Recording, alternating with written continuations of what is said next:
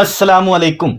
I am Mohammad Hasan Hashmi और आज हम बात करने जा रहे हैं सी लैंग्वेज के मोस्ट इंपॉर्टेंट लॉन्ग क्वेश्चंस के ऊपर।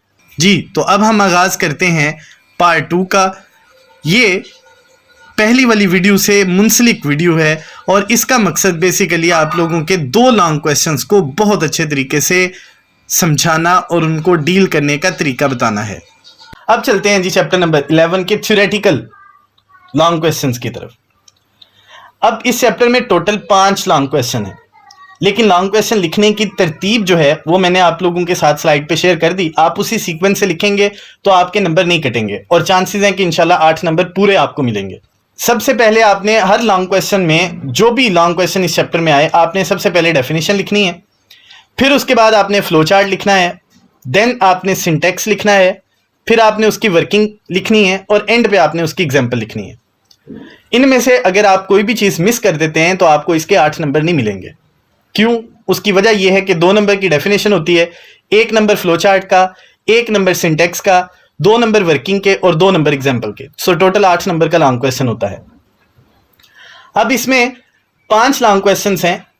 इफ स्टेटमेंट आप लोगों ने डिटेल के साथ सारा प्रिपेयर करना है और इसकी एग्जाम्पल तक आप लोगों ने इसको मुकम्मल तौर पे याद कर लेना है। उसके बाद इफ एल्स स्टेटमेंट, इसमें भी सीक्वेंस यही रहेगी, पहले डेफिनेशन, फिर फ्लो चार्ट, सिंटेक्स, वर्किंग और एग्जाम्पल। इसके बाद इफ एल्स इफ, इसी सीक्वेंस के साथ डेफिनेशन, फिर उसके बाद फ्लो चार्ट, सिंटेक्स, वर्किंग और एग्जाम्पल। लास्ट टाइम अगर हम देखें तो nested if long question Gujranwala board में आया था, लेकिन हर दफा वो लॉन्ग क्वेश्चन चेंज होते हैं। तो ज्यादा इसमें आप लोगों को अगर मैं बताऊंगा एंड पे कि कौन सा लॉन्ग क्वेश्चन ऐसा है जो ज्यादा मर्तबा लॉन्ग क्वेश्चन पेपर में आया है। सो नेस्टेड इफ, उसमें आप लोगों ने definition, flow chart, syntax, working और एग्जाम्पल लिखनी है। और फाइनली स्विच स्टेटमेंट, उसका फ्लो चार्ट, सिंटेक्स, वर्किंग और एग्जाम्पल।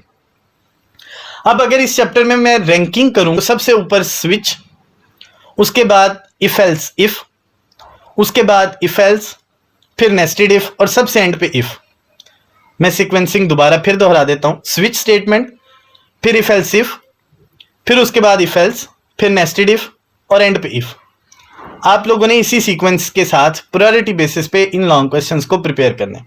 लेकिन एक टेक्निकल टिप आप लोगों को दे देता हूं, अगर आपको इफ स्टेटमेंट समझ आ जाती है तो इफ एल्स आपके लिए बड़ी आसान है, और इफ एल्स अगर समझ आ जाती है तो फिर इफ एल्स इफ बड़ी आसान है, और अगर इफ एल्स इफ की समझ आ गई तो नेस्टेड इफ आप लोग बड़ी आसानी से कर लेंगे। और स्विच चूंकि बिल्कुल थोड़ी हटके है तो आप लोगों को वो ज्यादा जल्दी और आसानी के साथ समझ आ जाती है। अगर आपको इन टॉपिक्स को पढ़ने में या समझने में दुश्वारी है, प्लेलिस्ट में जाएं और वहां पे जाके चैप्टर नंबर 11 के जो लेक्चर्स मैंने रिकॉर्ड करवाए हुए हैं उन लेक्चर्स को आप आसानी से एक दफा सुन लें ताकि आप लोगों के कंसेप्ट रिवाइज हो जाए। अब उसके बाद हम बात करते हैं चैप्टर नंबर 11 के प्रोग्राम्स की। इस चैप्टर में 9 प्रोग्राम बहुत अहम है। उनमें से 1 बाय 1 मैंने सारे लिखे हुए हैं। जैसे पहला प्रोग्राम है, उसमें इवन ऑड नंबर्स को आपने फाइंड करना है। उसके बाद दूसरा लॉन्ग क्वेश्चन जो प्रोग्राम यहां से आया है पेपर में, 3 नंबर्स हैं, वो चेक करने हैं कि इक्वल हैं या नहीं इक्वल। फिर लॉन्ग क्वेश्चन जो पेपर में बहुत दफ़ा रिपीट हुआ है, लीप ईयर वाला। उसके बाद एक लॉन्ग क्वेश्चन है जो पॉजिटिव, नेगेटिव और 0 नंबर्स को डिटरमिन करता है।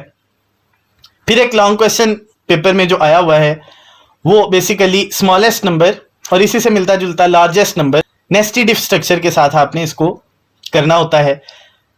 एक और लॉन्ग क्वेश्चन जो पेपर में आता रहा है वो 3 नंबर्स हैं, उनमें से चेक करना है कि क्या वो इक्वल हैं या इक्वल नहीं है। ये नेस्टेड इफ से भी हो जाता है और लॉजिकल ऑपरेटर से भी हो जाता है। ये आपकी मर्जी, आप चॉइस के ऊपर है। जिस तरह आपको पेपर में आएगा उसी सीक्वेंस के साथ आप इसको करेंगे।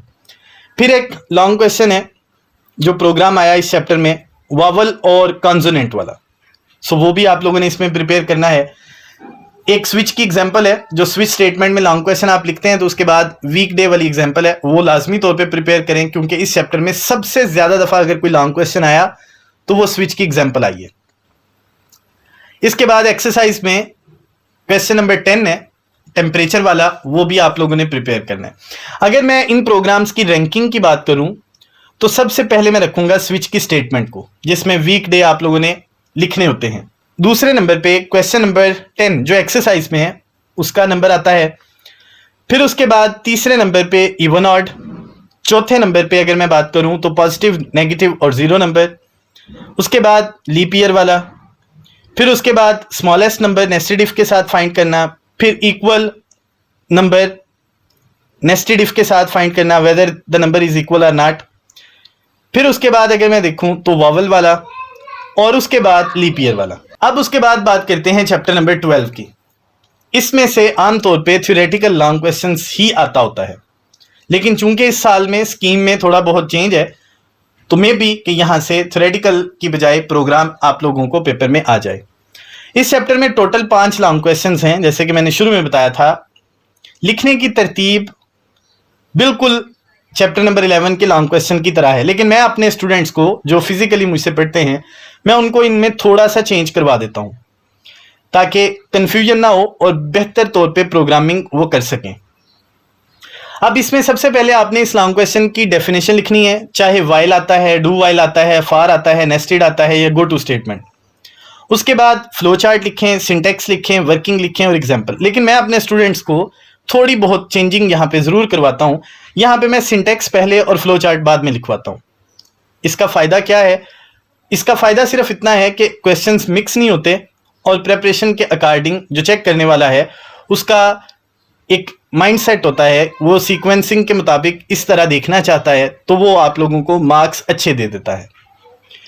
वाइल लूप में आप लोगों ने सबसे पहले वाइल लूप की डेफिनेशन, फिर उसके बाद फ्लो चार्ट, फिर सिंटेक्स, फिर वर्किंग और एग्जाम्पल लिखनी है। इसके बाद डू वाइल में भी आपने ऐसे ही सबसे पहले डेफिनेशन, फिर फ्लो चार्ट, सिंटेक्स, वर्किंग और एग्जाम्पल लिखनी है। देन आपने फॉर लूप में भी फ्लो चार्ट, सिंटेक्स, वर्किंग और एग्जाम्पल लिखनी है। नेस्टेड लूप में भी आपने यही सीक्वेंसिंग बरकरार रखनी है और गो टू स्टेटमेंट में भी आप इसी सीक्वेंस के साथ लिखेंगे। अब प्रायोरिटी की अगर मैं बात करूं तो इस चैप्टर में से सबसे ज्यादा दफा लॉन्ग क्वेश्चन फॉर लूप आया है, तो उसको आप पहले नंबर पे रखें। देन डू वाइल लूप, उसके बाद वाइल लूप, फिर गो टू स्टेटमेंट और सबसे एंड पे नेस्टेड लूप। अब चलते हैं इस चैप्टर के जो मोस्ट इंपॉर्टेंट 10 प्रोग्राम्स हैं उनकी तरफ। अब इसमें पहला जो प्रोग्राम है वो है काउंटिंग 1 से 10 तक। अगर तो साथ में लिखा हो कि आपने इसको वाइल लूप से करना है तो भाई आपने इसको वाइल लूप से ही करना है। अगर कहा जाए कि डू वाइल लूप से करें तो भाई डू वाइल लूप से करें, और अगर कहा जाता है कि आप लोगों ने इसको फॉर लूप से करना है तो फिर फॉर लूप से ही करना पड़ेगा। मेरी रिकमेंडेशन ये है कि आप इसको कंपैरेटिवली तीनों तरीकों से करके देखें ताकि आपके जहन में इसका एक स्केच बन जाए। और अगर समझ ना आए तो प्लेलिस्ट में जाके चैप्टर नंबर 12 के जो प्रोग्राम्स हैं उनको आप फाइंड आउट करके सुने, तो आप लोगों को सिर्फ एक मर्तबा सुनने से ही उसके कंसेप्ट बहुत अच्छे तरीके से रिवाइज हो जाएंगे। दूसरा लॉन्ग क्वेश्चन इसमें है फर्स्ट 5 नंबर्स और उनका जो सम है वो आप लोगों ने प्रोड्यूस करना है। तो मैं पहले बता चुका, जिस लूप से आएगा आपने उसी लूप को यहां पे फॉलो करना है। फिर एंडिंग और स्टार्टिंग नंबर यूजर से लेके उसके दरमियान इवन नंबर्स को फाइंड आउट करना, और जिस मेथड के साथ आपको कहा जाएगा आपने उसी मेथड को फॉलो करना है। ये ना हो कि आपको क्वेश्चन में आए कि फॉर लूप से आपने प्रोग्राम लिखना है और आप इसको वाइल लूप से कर दें, ये गलत कंसीडर होगा, क्योंकि क्वेश्चन की जो स्टेटमेंट है उसी के अकॉर्डिंग आप लोगों ने एक्चुअली पेपर करना होता है। फिर उसके बाद जी क्वेश्चन है फर्स्ट 5 नंबर और उनके स्क्वायर्स। इसके बाद टेबल आप लोगों ने बनाना है। तीनों लूपिंग कंस्ट्रक्ट के अंदर टेबल वाला प्रोग्राम वो मौजूद है। आप एक दफा उसको पढ़ेंगे, रिवर्स ऑर्डर में भी टेबल मौजूद है और बिल्कुल नॉर्मल रूटीन के अंदर भी टेबल मौजूद है। आप लोगों ने दोनों तरीकों से इसको प्रिपेयर कर लेना है। फिर फैक्टोरियल वाला एक प्रोग्राम है, वो तीनों लूपिंग कंस्ट्रक्ट के अंदर मौजूद है। उसके बाद 10 से 1 तक काउंटिंग के लिए प्रोग्राम है, जिस लूप में आएगा उसी लूप के साथ आपने इसको करना होगा। बहुत आसान है, आप लोग जस्ट एक दफा कंसेप्ट अपने रिवाइज कर लें लेक्चर सुन के, तो आप लोग आसानी के साथ ना सिर्फ अच्छे नंबर ले जाएंगे बल्कि इंशाल्लाह मुझे उम्मीद है कि आप लोगों के आइंदा अगर आप कंप्यूटर साइंस पढ़ते हैं तो वहां पे कंसेप्ट्स के लिए बहुत ही एक फ्रूटफुल और यूजफुल वीडियो की कलेक्शन है। उसके बाद फर्स्ट 10 ऑड नंबर्स का प्रोग्राम है। फर्स्ट 10 नंबर्स और उनकी एवरेज फाइंड करना और sum of odd numbers between 1 and 100। ये वो 10 प्रोग्राम्स हैं जो बहुत ही अहम है। अब अगर मैं इस चैप्टर की रैंकिंग की बात करूं प्रोग्राम्स के एतबार से, तो सबसे पहले मैं क्वेश्चन नंबर 7 को रखूंगा, जिसमें 10 से लेके 1 तक काउंटिंग को हमने डिस्प्ले करना है। ये फॉर लूप के साथ आम तौर पे प्रोग्राम आता होता है, लेकिन आपने इसको तीनों लूप्स के साथ प्रिपेयर करना है। इसके बाद दूसरे नंबर पे अगर मैं बात करूं तो दूसरे नंबर पे इस चैप्टर में से टेबल वाला प्रोग्राम है। थर्ड पे 1 to 10 काउंटिंग वाला। उसके बाद फर्स्ट 5 नंबर और उनका सम। उसके बाद ऑड नंबर 1 से लेके 100 और उनका सम। उसके बाद 10 नंबर्स की एवरेज। उसके बाद फर्स्ट 10 ऑड नंबर्स को प्रिंट करवाना। फिर स्टार्टिंग और एंडिंग नंबर लेके उनके दरमियान जो इवन नंबर हैं या ऑड नंबर उनको प्रिंट करना। और उसके बाद फर्स्ट 5 नंबर के स्क्वायर्स और आखिर पे फैक्टोरियल वाला प्रोग्राम। आप लोगों ने इसी सीक्वेंस के साथ इस मुकम्मल सी लैंग्वेज की प्रिपरेशन करनी है। डेटाबेस के जो लॉन्ग क्वेश्चंस हैं वो मैंने आपको डिस्क्रिप्शन में लिंक दे दिया है। अगर आप वहां से डेटाबेस के अहम लॉन्ग क्वेश्चंस को देखना चाहते हैं तो एक दफ़ा वीडियो को ज़रूर देखिएगा। मेरी ख्वाहिश और मेरी कोशिश यही है कि इस चैनल से वाबस्ता जितने भी स्टूडेंट्स हैं उनकी बहुत अच्छे तरीके से तैयारी हो सके, और ना सिर्फ तैयारी हो सके बल्कि वो स्टूडेंट्स मैक्सिमम मार्क्स स्कोर कर सकें। अपने मतलब मैं बताता जाता हूं कि मेरे स्टूडेंट्स अल्हम्दुलिल्लाह हर साल में 70 से 75 तक दर्जनों स्टूडेंट्स होते हैं। तो मैं चाहता हूं कि आप लोग भी जो इस चैनल से वाबस्ता हैं बहुत अच्छे तरीके से अपने पेपर को अटेम्प्ट करें और मार्क्स मैक्सिमम हासिल करें। पेपर की प्रेजेंटेशन वो मैं इंशाल्लाह आप लोगों को आइंदा वीडियो में बता दूंगा कि किस तरीके से आप लोगों ने पेपर की प्रेजेंटेशन करनी है और किस तरीके से आप मैक्सिमम मार्क्स हासिल कर सकते हैं। इस उम्मीद और दुआ के साथ कि अल्लाह ताला आप सबको कामयाब और कामरान करे, आइंदा वीडियो में मैं इंशाल्लाह आपको शॉर्ट क्वेश्चंस के मुतल्लिक भी ज़रूर बताऊंगा। अपना बहुत ख्याल रखिएगा। अल्लाह ताला आप सबका हामी नासर हो और आपको कामयाब करे। अल्लाह हाफिज़।